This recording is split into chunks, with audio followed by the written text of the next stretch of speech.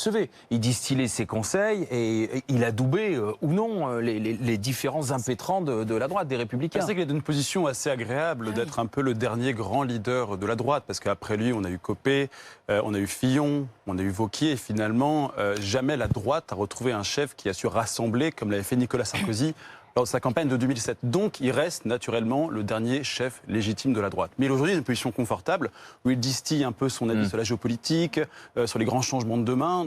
Il donne des conférences partout. Il aime bien ce rôle-là aussi, puis le rôle de l'écrivain, de l'écriture. Alors, pour revenir sur les chiffres de vente, tous les anciens présidents ont eu de grands succès de librairie. Jacques Chirac avait écoulé son livre, ses mémoires à 500 000 exemplaires. Valéry Giscard d'Estaing, à peu près aussi la même chose. On ne parle même pas de Mitterrand, qui avait toujours vendu énormément de livres.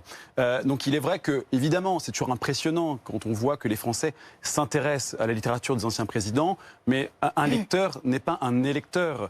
On peut se passionner pour le quinquennat Sarkozy et imaginer, rentrer dans les coulisses du pouvoir et comprendre ce qu'il habite, mais ne pas pour autant le plébisciter et voir son retour. D'ailleurs, mais ça reste un acteur encore là maintenant au cœur de l'été, mais véritablement. Non, cette fois-ci, ça va peut-être marcher. Vous parlez des gens de droite qui le consultent, mais la première personne à le consulter, c'est le président de la République lui-même, Emmanuel Macron. Donc on oublie qu'il a aussi une complicité avec le président. Mais c'est quoi? Ils aiment se rencontrer, ils aiment dialoguer.